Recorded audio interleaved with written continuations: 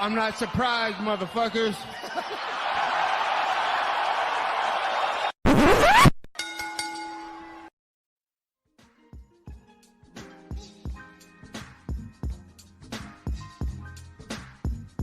What is up, ladies and gentlemen? Welcome back to the Courtside Soundoff podcast. Once again, I'm Josh Evanoff. As always, welcome by the one and only man of the hour, too sweet to be sour. It is Angel Ortega. We got a lot of stuff to talk about this week, boys. Not one, but two UFC Apex cards, thank God. We got Bellator to go over, as well as a bunch of news. As always, we're brought to you by two fantastic sponsors of the show, Rogue Energy and ELYXR. Rogue Energy keeping me fueled up no matter where I'm at, whether I'm at the gym or at home. They get me to the finish line, and they can help you get there as well with code SOUNDOFF for 10% off of their amazing products. Meanwhile, ELYXR are going to get you really high with their Delta 8 products. And again, you can also enjoy those for 10% off with code SOUNDOFF at checkout. Again, code SOUNDOFF, all caps at checkout. Rogue Energy and ELYXR. Well, Angel, I mentioned it. We had an Apex card going down over the weekend, Saturday night from UFC Apex in Las Vegas, Nevada. Big boys in the main event. Marcin Tybura, the 38-year-old Marcin Tybura, getting back on the right track. Submits Tai Tuivasa 4 minutes into the first round. So I had some early success, but again, one takedown is all it took. Tybura gets the sub and gets a rear naked choke win. What did you make of his return to the win column? Mistakes were made on our behalf. Yeah. Man, I thought our boy had a chance. But look, looking back at it in hindsight, I should have known that Tybura could have taken this fight to the ground. I felt like I'm talking very, very early on, like Ty didn't look bad when Marcin was coming forward. I was like, oh, if he's gonna catch him, he's gonna catch him here. Especially when he threw that elbow that opened him up right then, like right at the start of the fight. Mm-hmm. I was like, okay, here we go. Well, maybe if he keeps coming forward like this, he'll be able to get him out of here. And then, the exchanges kept going. You saw that Tybura was trying to clinch, and like you mentioned, it went to the takedown. And then, you're gonna give credit to Ty though. He did keep it alive pretty good there for a while on the ground, fighting off some sub attempts, trying to get it up back to his feet. Actually not just giving up position on the ground. So even though it was a tough loss and it ended up being in the first round, he did get subbed. I felt like he genuinely, for the situation he was in, you saw there was effort being put in. Like he wasn't just giving up to the ground and letting himself be taken. Just accepting being on the ground. Mm-hmm. Yeah, and look, man. I mean, like you said, mistakes were made on our behalf. Admittedly, I really did not expect Ty to kind of fold that quickly. Admittedly, pretty disappointed. But look, man, I mean, in regards to Tybura, I mean, he had the right game plan. If you're going to fight Tai Tuivasa, you're going to go out there, you're going to try and take him down. And that's exactly what he did. Got him down relatively easily, just, very early in the first round. And Tai, look, man, he tried to survive. He tried to turn around. He tried to battle back, couldn't get out from underneath Tybura. In regards to Ty, that's his fourth loss in a row. That's not going to be it for him in the UFC. You don't think? I mean, obviously I saw some people were talking maybe that could be a form. What do you think? Do you think that's the end of Ty in the UFC? No, I think he's too likable and too marketable for them to get rid of him anytime soon. I think plus he didn't get knocked out, which is another big thing. I think if guys are getting they're losing, and this is especially if it's someone they like, if they're getting put out in there regularly, then yeah, and especially if they're not marketable like Ty is, that it'd be easy cut for them. But I think because one, they like him, he's marketable, he's exciting, and they need heavyweights, they're not going to get rid of him anytime soon. Mm-hmm. Yeah, I agree with you. I thought some people were saying they're going to cut him at fourth in a row. I'm like, guys, I'm pretty sure Ty, if I remember correctly, he already had a 4-fight losing streak in the UFC. Or a 3 or something along those lines when he first lost to JDS. He really, really struggled. So and he's bounced back. And and you know what he did after that? He bounced back with like a 5 or 6 fight winning streak and nearly got to a title fight. So I don't know if the same will happen here, but I think he'll be back. I mean, he's still only 31 years old. That's like a baby at heavyweight. So It's like a baby. literally, straight up, dude. I mean, dude, come on. Bogdan Arlovsky's still kicking at like 46 or whatever the fuck. So I think he'll be fine, dude. Yeah. No, you're not wrong. And it also take into account this guy went to the third round with Cyril Gane in a 5-round main event in France and didn't look bad and tagged Gane at one point, you know? Mm-hmm.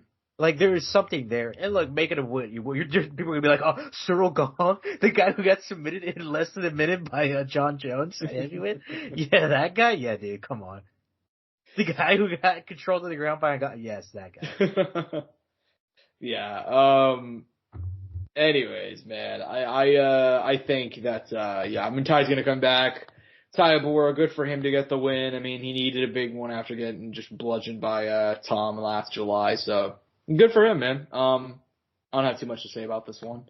It's a good bounce back by Ty Burrow, and it's a tough loss for Ty, but it's not gonna make him get out. This is not gonna put him out of the UFC. Yeah. Yeah, 100%, man. Anyways, co-main event, Bryan Battle was putting in the work, but Angel Lusa ended up being eye-poked, ends up fighting to a no contest in the second round. However, afterwards, the Last Ninja decided that he actually wanted to fight Bryan Battle, and they nearly got into a fight in the cage afterwards. What'd you make about that, man? Fire. But, dude, no, but for what, like, let me highlight Bryan a little bit. We said it last week, dude. Like, when this guy is on, he's on. Like, when he's looked at, like, in all his fights, like I said, he set the Renato Farcadina fight, and I measured the styles make fights. You know, there's levels to this shit, you know. He looked, you know, he looked very good in there up until the eye poke. I don't look, it's bad because we didn't get the fight, right, Josh? Especially because he's at a co-main and everything. And I don't know necessarily how much they'll be able to build up a story off this, but for us who enjoy fights quite a bit, you know, like you and me, like, I don't know about you, but I have a level of investment now. I'm curious to see how the rematch is going to go now, you know? Yeah. What's going to happen? You know, these guys have drama now. They have a rivalry now. You know, this fight, like, before, like, you know, these guys were going to fight, but it was kind of like, okay, we're contracted to fight. This is my opponent. This is the name. This is the face. So be it. But now it's like, now that there's this beef and this extra layer, now it's a real fight. Exactly. I care way more now than I did before. I'm down to see the rematch. I hope they can get it booked soon. I mean, do you think Lusa wanted out of that fight? Do you think he actually quit? I know that Bryan Battle said that he did, and I know even Michael Bisping said that he did on the mic. I think he made the wrong comment, and that was it, and the doctor stopped it, you know? Yeah. I mean, I'm not going to go out there and say that any guy quit. I didn't even like that Bisping said that, like, oh, I'd like him talking with Bryan in the corner, and he was like, yeah, he absolutely quit. It's like, Mike, you can't say that stuff on camera. I don't know. You're the announcer, man. Try and have a little bit of I like Mike Bisping, but you know. See, that's the one good and bad thing about having fighters as commentary. Yeah. All fighters have a bias, whether or not they choose to say it or not, I admit it. You hear it. You hear it when they're like Dom Cruz. I feel like the one fighter who actually like kind of holds back relatively well, and even then he's had his moments. Felder. But even then, like regardless of all that, Felder, DC, Bisping, Cruz, they've all had moments of like some level of bias, whether they're kid or admit to it or not. Yeah, and you're not wrong, dude. And that's just kind of one of the issues. And admittedly, you're not going to get any sympathy from Mike Bisping about an eye injury. So. Oh yeah. And look, who can blame him, right? Who can blame him, right? Yeah, wrong guy, bro. Wrong guy. Not the right one. So. Not this time. Yeah. Anyways, man, it is what it is. Excited to see the rematch. In regards to the undercard, there's definitely a couple fights to discuss. I know that we're just going to go ahead and normally I'd ask you, but I want to talk about it myself too. Man. I mean, Josh, if I had to make predictions on this fight, I would have been up, bro. I would have been up on the week. But it's all good. It's all good. I know, bro. Hey, man, I gotta eat a lot of crow, and I'm actually happy I am because I'm a big fan of the guy, man. OSP, Ovince St. Preux, at the age, the ripe age of 40 years old. He's going to be 41 in 2 weeks, Angel. Facing Kennedy Nzechukwu, a decade older than him, not older, excuse me, younger than him. A guy that's beaten some big names, a plus 500 favorite, 5-1. OSP turning in a vintage performance, picking up the Man, I should have put some money on OSP. I didn't know the odds were like that. Oh, it was lopsided. What'd you make of it, man? All I gotta say, I said it on this show. I said it live. I gave my opinions on this. I'm aware of what kind of fighter Kennedy Nzechukwu is. That's why I highlight him every single week. I would have not made that comment last week, Josh, if I didn't know what OSP was capable of against Kennedy Nzechukwu. The results speak for themselves. Yep. In the end, it was OSP who picked up a split decision win, man. I thought it was a clear OSP win, honestly. I was a little bit, I don't know what, I believe it was Derek Clearly who scored the fight for Nzechukwu. I don't get that. But that's just me. Man, happy for OSP to get the nod. And I really do think he's going to become like the light heavyweight, Andrei Arlovski. I really do think so. I'm about to be 41. He's only a couple of years away from Arlovski already. They both have a very up and down record, so we'll see. In regards to the rest of the card, though, man, which fights do you most want to discuss? Oh man, let me back up a little bit. Once again, Josh, another guy I highlighted, Chad Anheliger. Hulk doing a good job on the wrestling end, gets a decision, opened up the card. It was an alright fight. I wouldn't say it was like fighter than that or anything. But I gotta make my way up from the beginning of the card. I felt like most of there's a lot of finishes that came from the prelims league into the main card. But I gotta credit my guys opening up the card. Thiago Moises, Josh, gets relegated to a UFC newcomer, Mitch Ramirez. Put some respect on the name. Leg kick finish out of Thiago Moises, bro. Relentless. I was kind of worried at first a little bit there because I was like, well, Mitch has talked up this big game, felt offended that he didn't get onto Ultimate Fighter, got cut out of that. Mm-hmm. But Josh, this is wild. Mitch Ramirez, the older fighter, less fights. Thiago Moises, the younger fighter, more fights and more UFC experience, obviously. Dude, it's wild. Thiago Moises is only 28. He gets I am in shock when I saw that age this past week. Mm-hmm. Because look, even with like the setbacks that he's had in the UFC with like the Islam Makhachev fight, the Joel Alvarez loss, which was a tough one, and the Saint Denis one that happened a year ago. I don't know. I think it might have been France. Like this guy at one point was ranked. Maybe hasn't gotten all those big names yet, but he has some very solid ones under his belt. And I just hope that at some point he's able to like put it all together and really break through again in the 155 rankings because he has, I think, all these tools that at one point could lead him to at least being a very high level ranked fighter, or at least maybe a contender. I'm not going to say championship level yet, but I do see, it doesn't mean he can't get to that at some point. I agree with you, and this was a there's levels to this shit type performance. And I'm a big fan of that. I love fights like that, man. Thiago Moises, he's only 28, but he got washed by Joel Alvarez, got, largely dominated by Islam. He had a couple of moments that a couple people forget, but largely washed by him, right? Benoit, same deal. Dude, facing Mitch Ramirez, he looked like you're like, God damn, this got a future champ out there, man. Shout out to Thiago Moises, man. Like you said, I'm happy that he picked up the win. He's a very young guy, and I am in full agreement with you. And there's a reason we highlight him every so often. Because he, with his age and everything, and with some of the fights he's had at the top level where he has had some success, he really doesn't look like he's that far off and only 28 years old. And it helps that he's been in the UFC literally since 2018. You don't really think about it, but he's 6 years deep. His debut fight was against Beneil Dariush. So he has just been facing killer after killer, and he's been fucking, baptized by fire, bro. He's just been facing the toughest dudes imaginable. So, happy to see him get back on the right track, and hopefully he can get a big name next. Seems like he's one of those guys that they trust to have fun fights. So I expect him to see him in a big fight soon. In terms of the rest of the card, man, Gerald Meerschaert putting Brian Barberena to sleep. Big win for him. Bam Bam. It really kind of sucks to see him kind of struggle. It really looked like there was a period of time where it's like, okay, he's here. You know, he's going to be somewhat of a fun guy. Maybe not a huge star, but 4 losses in a row. We'll see where he goes from here. In regards to the rest of it, I mean, Christian Rodriguez picked up a nice win. Macy Shea-Sean picked up a nice win. Mike Davis submitting Natan Levy. Dude, Mike Davis is the real deal, man. What'd you make about him?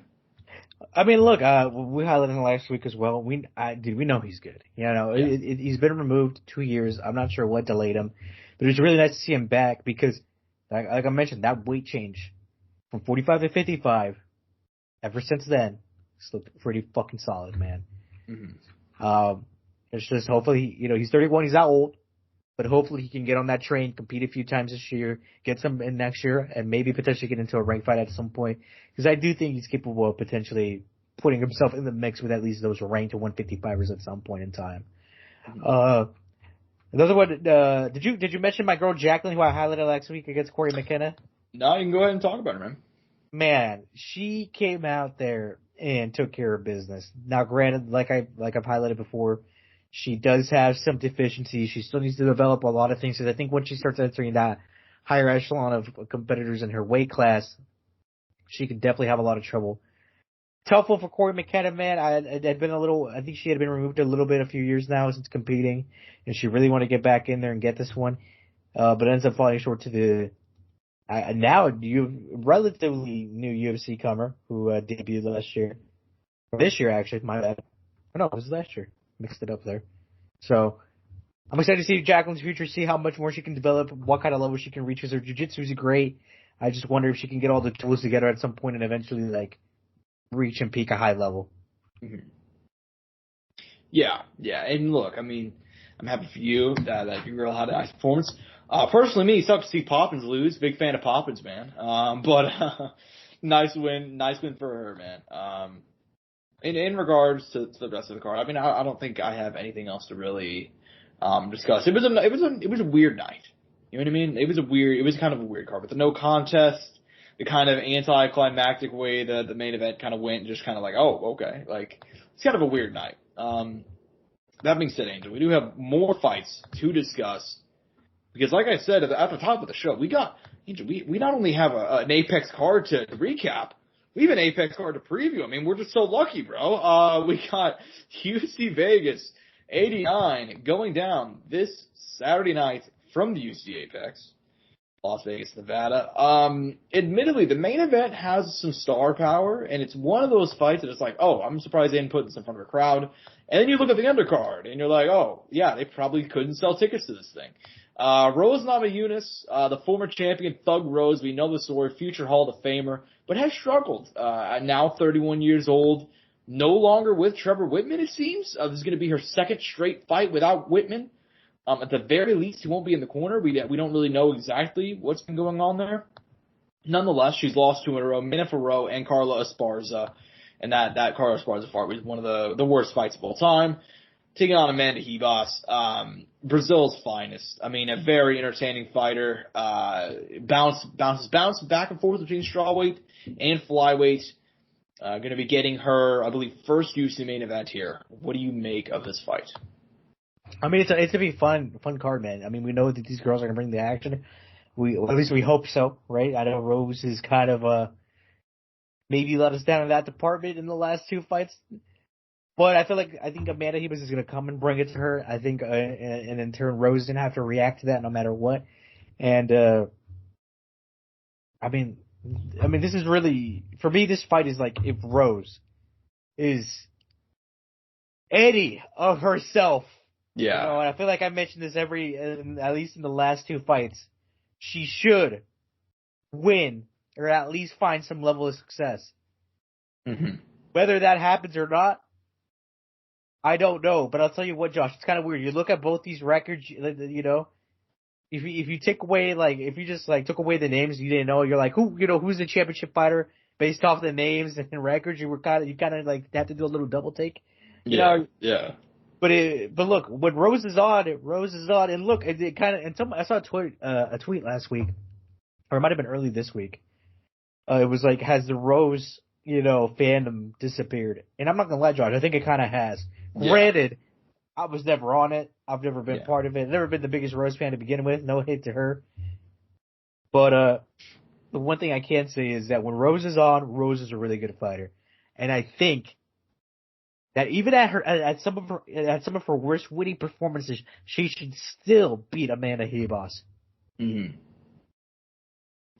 Yeah, that's where I fall too. I think if Rose is a fraction of herself, if there's anything left of the Thug Rose that became UFC champion and defeated names like Weili Zhang and just, bludgeoned some girls over the years, if there's anything left, she should beat Amanda Hebos here. And I think she will. I think she will beat Amanda Hebos, Taking a look at Amanda Hebos' record, she's got some nice wins, but she's relatively inconsistent, So, which is funny because she's going up against the most inconsistent fighter of all time, and Rose Namajunas. Whenever she's on, she can beat anybody. When she's off, she can lose to anybody. So, yeah, I'm gonna go ahead and take Rose. I'm gonna take Thug Rose to get the win. Would I be surprised at all if she lost? Not even a little bit. I think the fact that it's 5 rounds does make me want to give Rose the edge, though. It's going to be the first 5-round fight for Amanda Hebos ever. Never been in a main event, so then, never faced anybody the caliber of Rose either. So it's a little bit main event, but it is in the Apex, so no pressure of a crowd, though. You know what I mean? Or at least a very big crowd. You're right. So she does have that going for her. Do you almost think this setting is better for Rose? At least going into this fight, rather than having even if it was for example, a Jersey card or maybe if it was here in Kansas, just for example, do you think it being the Apex could actually benefit Rose since she doesn't have to deal with the pressure maybe of a crowd? Mm-hmm. Yeah, dude, it's I think it's possible, but at the same time, we haven't really seen Rose in the Apex to my knowledge, so. I don't know. She did great on the closest thing we have to compare it to was Tough. Smaller cage too. Yeah. When she fought on Tough, she ran through all of the girls that she faced, but that was a decade ago at this point, so I don't know how much we really take away with it. Yeah. So I don't know. I'm gonna go ahead and take Rose to get the win, but like you said, it could be that this Apex environment will suit her well, and Amanda Hebos. And I don't think Amanda Hebos has also fought in the Apex. To my knowledge, I think maybe her last fight was in the Apex. Yeah, she's only had one fight in the Apex according to this. So, we'll see.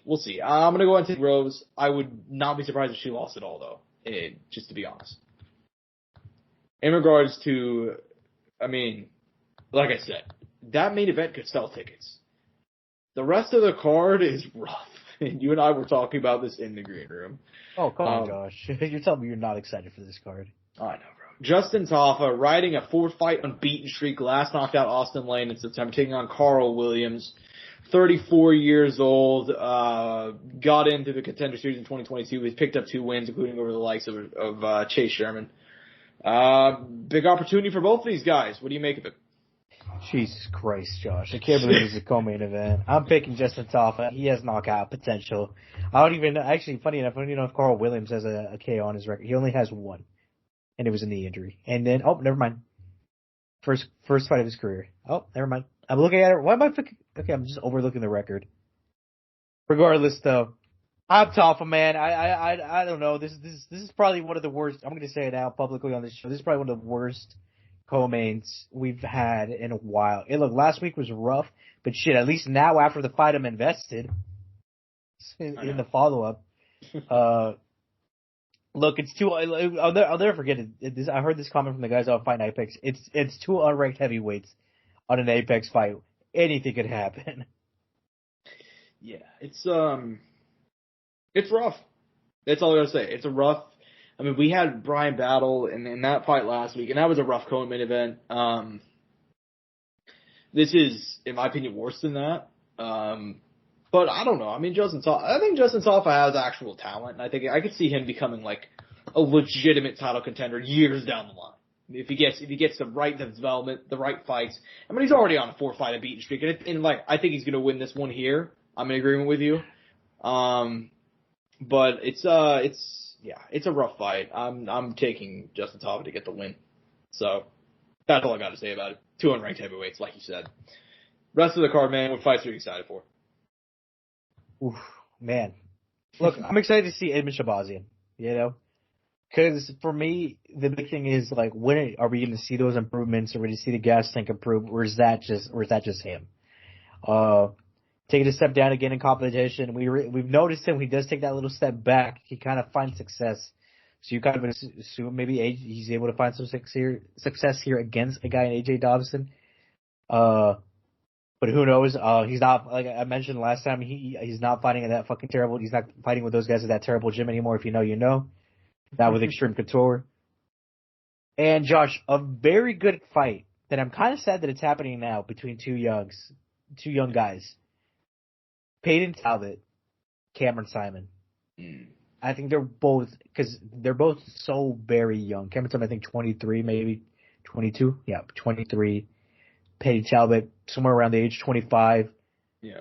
I think these guys, when you watch them fight, Josh, their level of fight maturity, their technique, everything is very ahead of their age, like very ahead of their time. I think they're some of the best young talent on the whole roster for their age. And like I said, I'm a little sad that this fight's happening now, but I'm also happy because I know the kind of level and talent both these guys are capable of bringing. Mm-hmm. Yeah, I agree with you. Peyton, undefeated, 25 years young. Cameron, only one loss throughout 10 fights. Obviously to Christian Rodriguez, who picked up a big win last week too. Yeah, I'm in full agreement with you, dude. I mean, I generally, sometimes I like prospect versus prospect fights, but it seems like this is a bit young, man. A bit early, I guess is what I would say. I'm in full agreement with you there. I'm excited to see Edmund Shabazian come back. You know, rough fights, man. I mean, lost 4 of his last 5, but the killers he has faced, you know, just unreal. And AJ Dobson, you know, I mean, good guy. I mean, I don't got any beef with him. I mean, he's all right, but he's also not Anthony Fluffy Hernandez or Derek Brunson or Nasruddin Imavov. So definitely a step back here for our boy Edmund, man. We'll see how he does now that he's with an actual camp. Excited to see Billy Q back, one of the more entertaining guys down at featherweight. Going to be taking on Youssef Zalal, 27 years young, riding a solid win streak to get back to the UFC, actually. Was already cut once back in 2020, so we'll see what he can do on his second time around. Yeah, and in regards to the rest of the card, I mean, you've got some other guys. Ricardo Ramos, Julian Erosa should be a banger. Banger. Miles Johns, Cody Gibson should be fun. Banger. Muhammad Usman back. The brother of Kamaru Usman going to be coming back. Should be interesting to see him against Mick Parkin. Game heavyweight right there. Yeah. And then we got the undefeated Invicta veteran, Montserrat Rondon, coming back here. Should be fun. Should be fun to see. I mean, it's an interesting card, you know? That's all I got to say about it. It's an interesting card. There's some dogs. There's some potential fight of the night guys on this card. Like, they might be competing for that bonus. I will say that. Yeah. I mean, admittedly, my bigger issue with me shitting on the card is it's that co-main event, dude. I mean, it's just not good. It's just not good, in my opinion. But anyways, man, any closing thoughts on this one before we go ahead and move on to hit some news, bro? I mean, like I said earlier, like there's guys in there who are dogs, man. Like they will bring it. They could potentially give us the fight tonight. Like the Cody Gibsons of the world, Julian Erosa, even the Kurt Holloway, who we didn't even highlight in there. Like those three guys there and their opponent could like put up some fucking bangers. And you said earlier, Billy EQ. And on top of the other people we've highlighted who are also very talented, they could set up some great finishes. And I'm sure there'll be some sneaky ones in there that we might have overlooked here. Cause there is some UFC newcomers on this card. I think there's like maybe 2 or 3 that we didn't mention. But regardless, man, I think it'll be better than last week. I think 100% it'll be better than last week. Just because of the kind of fighters that we have on this card and, like I said, what they're capable of. Mm-hmm. Yeah. Yeah, I mean, I feel bad I didn't mention Kurt Holloway, man. The multiple time Ultimate Fighter, you know, not multiple time, but you get what I'm saying here. Came off of the season with the Ultimate Fighter, beat a couple of pretty good guys in his appearances there. So multiple time UFC veteran is what I was going to go ahead and say. This is his 3rd stint, so we'll see how it does. See how he does, excuse me. Yeah, man, I mean, that's honestly all I got to say about it. I mean, they've had a lot of worse cards, but I'm not that not that psyched for it, you know? There is more MMA to talk about this week, though. We do have a boatload of news, so we'll go ahead and crack into that, bro. This is something we can preview this card a little bit, but by the time this goes up, people are probably already going to be watching the fights. Bellator 302 set to go down this Friday in Ireland. The card is going to be starting 1 p.m. our time Central. So we haven't really had any information on Bellator and their future. We know this card has Corey Anderson. It's got Patricio Pitbull. It's got some dogs on there. However, we didn't have a whole lot of information. So whenever the PFL bought out Bellator in November, there was another big aspect of that deal that was very much missed. Showtime was getting out of the combat sports business. So what were they going to do? They needed to find a new home overseas for international broadcasts. They found a zone, and they were partnered with the zone. We've known that for a while. However, there's been no news of Bellator where they were going to air in the U.S. up until this week. And with the card days away, Bellator is officially moving to HBO Max. All events moving forward will be streamed on the streaming service. Kind of funny. They're going from Showtime to HBO. Going to be the first, like an old school boxer in the day, bro. Going from Showtime to HBO. What do you make of this news? Not only will all Bellator events be on there, they're also going to have the entire Bellator fight library. So that's over 300 events, something like 2,000 fights. What do you make of it? I mean, look, I think it's I'm sure this is going to be making them a fair bit of money. But like I said, I think it's very odd that they're going to be having both as separate entities and not one, as a whole together. Because it's weird having PFL on ESPN and then you got Bellator on Max. It's just very all odd to me. I just wonder going forward if they will eventually just kind of like slowly kind of merge and become one, or just have one roster and then Bellator will just will fizzle away, because you do have champions across, and on top of that they're having across both, and on top of that you're having crossover, and it's very weird, and I think it'd be confusing, and even I'm finding it confusing as someone who's trying to keep up with it. But I mean, I'll still watch it just as another thing to have throughout the week. Mm-hmm. Yeah, it's gonna be fun. It's gonna be fun to see it. I don't know where I fall on the fact that they're separate entities. I'm somewhere in the middle, to be honest with you, man. At first, I was kind of like, yeah, they need to merge the rosters. But then I've seen a couple of interviews with Don Davis, some of the guys that kind of laid it out. It's like, I get what their mindset is. It's like, okay, you can come over here and fight in Bellator and fight for these world titles and have a more, not as set schedule and so on and so forth. Or you could choose to join the PFL, and you can have the option of fighting 4 times in a year for $1 million. It's just a different setup. That, or they could just say, fuck all that, get rid of the tournament as a whole, and just have a regular roster and rankings and Trust me, fight for the title. I'm on your side. Yeah, I mean, you know me, man. I'm not the one to defend the PFL season format. It's the worst thing in MMA right now. It's severely limiting their interest level, and that's why whenever Bellator announced this deal, I saw more buzz for Bellator announcing this deal, even the corpse of Bellator that it is, then I saw excitement for PFL re-upping their contract with ESPN, because I don't even think most people saw that happen, because people don't watch the PFL. So, yeah, I mean, they should just merge the two companies and just get rid of the season format. If they're not going to do that, then I prefer having them be separate entities, so that way at least I can watch guys like AJ McKee and Corey Anderson, and guys that don't really want to be a part of that season format, because quite frankly, I don't want to see them a part of that season format. I think it's not great. I think the fact they banned elbows, they have different rules, and I just don't like it whatsoever. So, yeah, I mean, in regards to Bellator, man, happy for them, happy for the fighters moving forward. I'm happy they're going to have, because here's the thing, even if you're not a Bellator guy, it's more places for MMA, and it's another person getting into the combat sports game. I mean, we talked about this with the Jake Paul and Mike Tyson fight. The fact that Netflix is getting involved in combat sports, that is good for everybody. Everybody involved, because that means more eyes on fighting. In combat sports, I'll tell you guys from the outside, from the inside, I mean, it's not a great business right now, for everybody but the UFC. UFC's making money hand over fist. I mean, you guys seen they've raised the prices, all that stuff. Everybody else not doing too great as far as promotions, to media, to whatever it may be. Just less and less people are interested in the sport at this time. And I attribute that to, and we talked about this, I attribute that to the Apex and all that stuff, and less, actual competition being around. So that's just my opinion. But I'm excited to rewatch Kimbo Slice versus Dada 5000. So Jesus. Boy, you're not down to rewatch Ken Shamrock, Hoist Gracie 3, dude? What's wrong with you, bro? I mean, yeah, man. Anyways, before we go ahead and move on, any fights you want to go and shout out for Bellator 302 going down on Friday? James Gallagher, obviously returning, fighting Leonardo Higo. At 45 now, which, we saw him, last year make, have his, official fight at 45 with the weight change. Looked all right. It ended up being this split, but look, he's still adjusting, and there was obviously that whole situation with the gym. If you know, you know. James Krause, we were excited about that part, that duo was going to work out. Now that's not going to happen, going forward for very obvious reasons.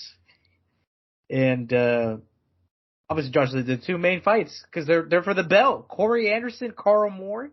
Good for Corey. On top of that, Josh, Pitbull, Pitbull, Josh, believe it or not, will be making his second title defense for his 145 title, because it's weird. He's fought 3 times since his title defense, but none of them were defending his title. Because one was against Kleber Koike and Ryzen. The other one was at Sergio versus Sergio Pettis at 35, and the other one was at Ryzen at a catch weight at 154. So the last time he defended his title was, believe it or not, dude, Josh, 2 years ago against Adam Boric, I think in our own very neighboring state of Missouri. I could be wrong. Wow. I mean, I knew that it's been a while, and I knew that, it's honestly it's really fucking crazy to think about that he's entering his title defense and riding a 2-fight losing streak. I mean, it is kind of crazy. Yeah, man, you're right, actually. I just looked it up right now. It's been October of 2022. Adam Boric. My bad. California, Long Beach. That's where that took place. Our neighboring state of California. So I thought it was Missouri. I thought that card went down in Missouri. I think Boric did compete in a card in Missouri not too long ago, though. Yeah, you're probably right. Anyways, man, yeah, I mean, it's going to be a fun card. I mean, it is what it is. I'm excited to see Corey Anderson. I hope he can get the job done, man. That's a guy that's worked his ass off for a long time. It'd be sick to see him finally hold the world title. And I mean, look, man, if they don't have a clash of heads with him and Vadim Nemkov 2 years ago, he's probably already held that belt, so. Excited to see him back. Excited to see Pitbull. Excited to see Fabian Edwards against Aaron Jeffrey is going to be a banger, man. I mean, Fabian coming off that loss to Johnny Eblen, that he got destroyed in that one, but he did have some moments, and Aaron Jeffrey, a super entertaining guy. One of my boys, man. Got the mullet, love him. So, yeah, should be fun, bro. Should be fun. Real quickly, this is very, very breaking news, as in 6 minutes ago breaking news, I believe. So apparently, Angel, the UFC's antitrust trial has been put on hold. Typically, whenever this is done, and I have no inside information, this is typically done whenever there is a settlement. So, that is something to watch. The UFC had billions of dollars at stake, as well as contracts potentially being changed and so on and so forth, but man, it looks like that may not be happening. If they settled, who knows, though? So it really depends. But that's interesting. That's something to keep an eye on as the day progresses. So going to be interesting to watch. And maybe by the time this comes out, you guys will probably already know. But if I had to guess, UFC probably knew they were going to lose. And I don't know. The other side probably can't foot the bill for a long trial, though. So it's probably somewhere in the middle. I don't know. Anyways, man. In regards to other news, this is something that we've talked about for a while, but it is finally official. Jorge Gamebred Masvidal is coming out of retirement officially to face Nathan Diaz in the boxing ring June 1st in California on pay-per-view. Angel, give me on a scale of 1 to 10 your interest level in a rematch between Masvidal and Diaz in the boxing ring. I mean, look, after seeing Nate compete against Jake, I think it could be interesting. Jorge's always had some level of interest, I think, in competing in boxing. And obviously, both these guys love to stand up, Mm-hmm. And I think it's going to be interesting seeing kind of taking away all the other tools, which granted, in their fight, there wasn't much of, I can't recall maybe any, at least off the top of my head, and it's been a long time now, elbows or knees thrown or any sort of takedowns. So it's not, I think there's still be some of the same stuff, but I think with the gloves and all that, it'll play a different, obviously the fight will play out a lot differently. I would imagine, but, Nick is older. I mean, Nate's older, not Nick, my bad. Jorge's older now. You know, they're at a different stage of their careers, collectively. I mean, I'm still interested. I think it'll be good. You know, to kind of keep it simple, I think it'll be good. So there is I'd say decently high level of interest. But I will say as far as when it went down in MMA, it did kind of let me down a little bit, if I'm going to be honest. But I'm excited to see them running them back at boxing. So I think that'll give it a kind of a fresh new look at the whole matchup. Yep. And ultimately, I know some people shit on this, and it's like, I get it. Like, I really do. I really do get it. I understand why everybody won't be a fan. Same time though, man, like, I'm kind of down for it, man. I mean, these are two older guys. Like, they're going to put on a fun show. I know that they're both dogs, even though they're older. They're both going to try their ass off, man. I mean, Masvidal and Diaz, never really a part of boring fights. And Diaz, even though he lost to Jake Paul, he had some moments in that fight, man. Like, he didn't get entirely washed out of there in the same way that a lot of people really thought he was actually going to do. You know what I mean? So he showed he had 10 rounds cardio, and this fight's going to be 10 rounds. So it'll be very interesting to watch. And it's also going down June 1st, which I believe is the same day as the UFC pay-per-view. So going to be interesting. That's, I believe, I don't know which one. What would that be? 302, I want to say? Oh, so it's a while from now. Yeah, UFC 302 in New Jersey. So that's going to be interesting, man. That is going to be interesting. Which we don't even have a main event for that in the UFC, and that's kind of wild though, because that's only 3 months away. Actually, we're not in. It's going to be less than that, 2 months away. Yep. Here soon. Yeah. And I'm surprised they're going head to head with them too, because like this is kind of I don't know what the exact deal, like specifics behind this deal. But Masvidal is working in cooperation with the UFC. I mean, if you guys watched the promo video that's released, it had clips of their UFC fight. Masvidal is still contracted to the UFC, and according to what I've heard, this is like the UFC told him, like, if you're gonna box, here's some guys that you can box that we'd let you box. And I'm assuming Jake Paul obviously wasn't one of them, but yeah, man, it's interesting. I kind of wonder what that short list was of like people they let him box. I'm very curious too. I don't know who, but it would be interesting to find out. But apparently Diaz was one of the names, so that makes sense. And anyways, we have an official. It is official now, Angel. I have a clarification on the antitrust trial. Huh? The UFC will pay out $355 million to fighters for that lawsuit. They are facing $1.6 billion. Instead, it will be $355 million payable over in installments over an agreed upon period of time. And this will also be tax deductible, so they're really not missing any money. So in the end, it went basically as perfect as it could for the UFC, other than it getting thrown out. So in the end, kinda for nothing, man. But the fighters that were part of the lawsuit will be getting compensated. The fighters who were part of the lawsuit, which 2010 to 2017 was the bout class. So anybody who fought between that time frame gets to split that money. Correct. I know there was a second lawsuit which Cage and Johnson filed, which has been slow moving as well. I don't believe that is a part of this, but I can't find out the exact specifics right now. I'm still looking it up, but we'll see, man. It's over though. Damn, that's pretty great for the UFC, all things considered. But anyways, I do have a question though, Josh. Go ahead. Yeah. Do you think that one of the names on that list was Pat Miletich? I'm just putting it out there, man. I'm just putting it out there.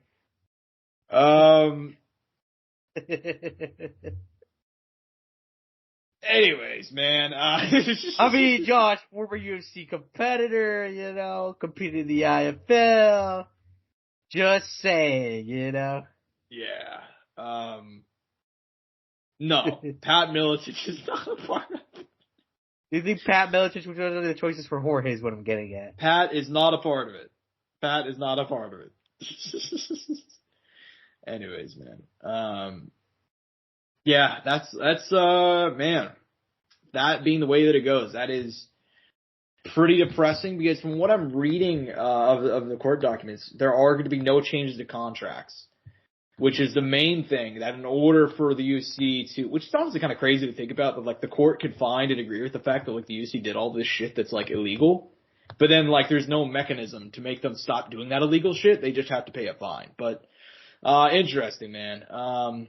Regardless, yeah, that's definitely pretty. In the end, it's being a 30-26 for the UFC after 10 years of being in court. So good for them. I'm sure that they'll start paying fighters well any day now. In regards to the rest of the news, man, it's actually funny because I was actually going to bring up the lawsuit for this next subject. Conor McGregor has announced, Angel, and I'm doing quotations with my hands, announced that he will be returning to the UFC in June 29th against Michael Chandler. This is the second time now that he's come out and said that like, oh yep, I'm fighting in June. But he also said the day before that he's actually not heard from the UFC in months about fighting. Do you actually believe Conor McGregor will be fighting this summer? Yes. You're gonna go with yes? The Mac is back, baby. I gotta put it out into the universe, Josh, you know? I gotta put it out into the universe to let it happen. Yeah.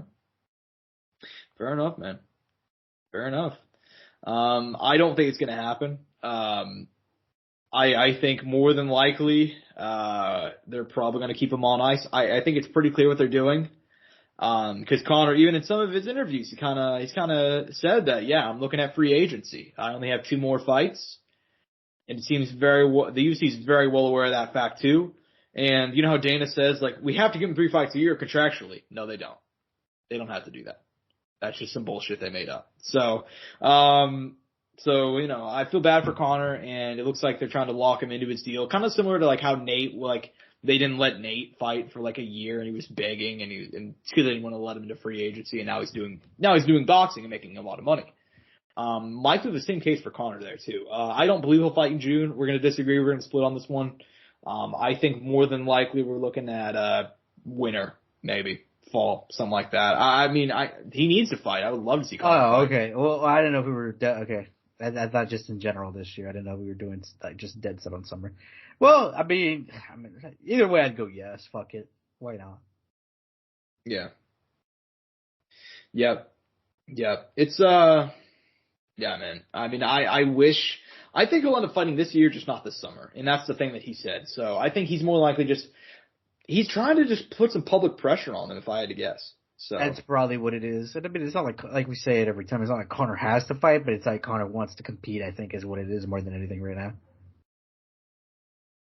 Yep. Yeah, I mean, it's pretty shitty. It's honestly pretty shitty. But anyways, man, I don't have anything else to add to this. He needs to fight. They're probably not going to have him fight, and there's no legal mechanism to make him to have them offer him a fight. So it is what it is. Speaking of guys who are going to be fighting, though, this is official. Jose Aldo is out of retirement. He will be fighting Jonathan Martinez in Brazil, UFC 301. Question mark? Well, the reporting was they wanted Dominic Cruz, that he was going to return for, a long time fight. They discussed that one. People have, like, oh, that'd be one that's fun to see. Instead, it's going to be Jonathan Martinez, who's riding quite a lengthy winning streak, man. What do you think? This is the most random of random returns. But Josh, I wonder how long this was in the works, or if it was always planned. Because when we found out Pereira was going to fight at 300, that completely changed the landscape of 301. Because we kind of put Pereira out of the picture because we're like, okay, Pereira's going to fight 301. He's going to be the main event for that. Coleman and Pantoja. So don't even think about it as an option.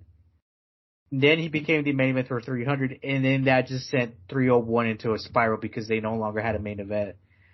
So I like I'm saying, I'm wondering if Aldo is like a very recent choice or if it was always going to happen. Regardless, though, nice to see one of the greats back in the cage.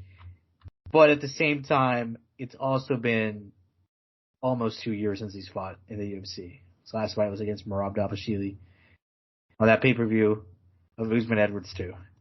Since then, he's competed 3 times in boxing. And I didn't even know about the third one, if I'm being honest. I think, or maybe I did it, I forgot about it. Regardless. I did not remember. He's back in the cage against a young game opponent. 29 years young, his opponent will be the night of. So, I mean, make it of it what you will. I mean, are you a fan? Are you against it? Do you like it, Josh?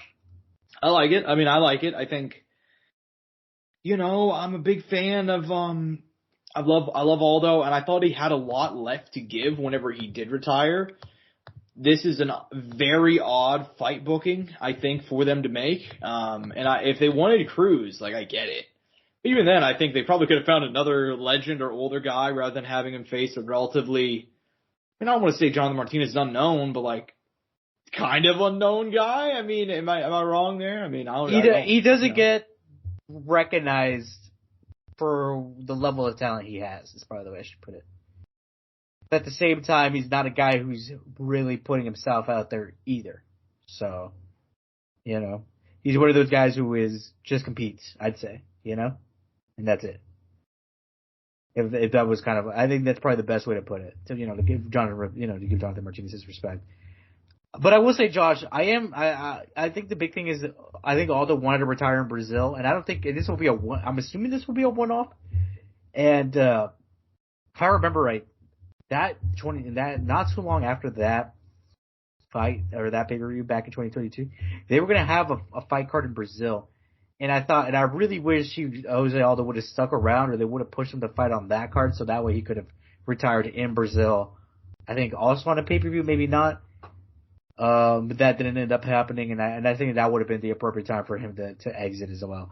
So I think this is kind of his way of coming, also leaving the sport kind of in the way he wants it to in his hometown, and give his hometown a show one last time in the octagon. Mm-hmm. Yeah, and look, I mean, admittedly, we don't have a whole lot. I mean, Jose's never talked about this himself. I don't think this fight's been made official by the UFC right now. We don't really know if it's going to be a straight up comeback or if this is going to be a one-off. It seems like it's an actual comeback, which, I mean, interesting, I guess. I mean, I'm down to see Aldo, and I think the fact that he retired after one loss to Merab in a fight that, like, he was competitive in, and I remember thinking, like, all right, man, he's got more to give. Kind of disappointing. I'm happy to see him back. Anyways, man, decided, like I said, I'm down to see him. It should be a fun fight. I mean, Jonathan Martinez won a bunch of fights recently. I don't know how many in a row. I want to say like 6 or 7. So it should be a fun fight, man, regardless. Just 2 more things to go and hit before we wrap up. Both of them are kind of boxing related, but not really.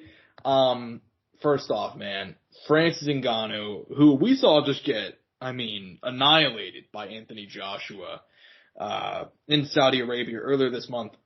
He's finally spoke out. He took some time off, understandably so, but he's finally begun to speak out about the fight. He is going to, well, for one, he said he doesn't remember anything past sitting on the stool in the first round. So that's not exactly a great sign. Fight definitely should have been stopped on the second knockdown. Regardless, though, he's done a couple of interviews. He said that he feels like boxing owes him something, and he needs to come claim it. And so he wants a 3rd boxing match over a PFL fight later this year. What do you think of that, man? I mean, obviously it would depend on the opponent, and he hasn't named anybody, but would you rather see Ngannou back in MMA or take one more boxing match? I think we all secretly still want to see him in boxing. Let's admit it, right? Yeah. Because I think we still want to know, because people are just writing everything off, man. They're discrediting that Fury fight still. But at the end of the day, no matter what, regardless of what you want to say, it was still Tyson Fury in that ring with his skill set, with his knowledge and what he knows against Francis Ngannou. Mm-hmm. And no one could take that away from him. Still, people are trying to, but you can't. Mm-hmm. So I think he's kind of wording it a little odd when he's saying, boxing owes him something. But I think what he's trying to, I'm trying to find a way to word it, but I think it's more or less like he wants to go back and take it more than anything. Mm-hmm. Yep. Yeah, I mean, look, I'm somewhere in the middle. I mean, I want to see him both in boxing, and I do want to see him in MMA. But one thing I do know for sure, I don't want to see him in boxing next. I mean, unless he's fighting fucking me out there. I mean, I want to see Ngannou get a win, and I think more than likely he'll end up facing another huge guy like a Wilder or a Chisora, and I think Chisora, that's probably a good matchup for him at this point in time. I mean, a much smaller guy who hasn't really won I guess he beat Gerald Washington last time out, but that's another guy that's equally as washed as he is. So, yeah. It's all good, Josh. I have the matchup. Michael Hunter. Michael Hunter? Yeah. I don't hate that. He's a smaller heavyweight. He's kind of a name. You know who I want? Big Baby Miller. Big Baby against Ngannou. What do you say? I mean, he talks some shit, so why not? Yeah. Michael Hunter, also the younger fighter, you know? Yeah. Beat Greg Hardy, another MMA guy. Should we just do Greg Hardy against Francis Ngannou? You know, why the fuck can we? I mean, does Greg Hardy deserve that? Probably not. But I mean, Greg Hardy. I don't even know what the fuck Greg Hardy's record is in boxing at this point. If he even has a fucking box record. He's like 3-0. I want to say. No, he has a loss. He has losses in there, bro. Come on. No, but he fought in this team combat league. Okay, he's 3-0 as a pro boxer. Yes, you are. Yeah, there we go. Those other ones don't count. Those are just exhibitions. So. Oh, they're just exhibitions. They are. It's true. Okay, then in those he's 3-2. So he has actually a decently sized boxing record at this point. Yeah. Across all bouts, I think Greg Hardy's actually 6-3. I just got it together. I just found it. Yeah. Greg Hardy it is, Josh. Yeah, let's do it, man. Fucking Greg Hardy versus Ngannou. Maybe we'll do Ngannou versus Fedor. Fedor said he wants to box. Jesus Christ. Anyways, man. Yeah. Anyways, bro.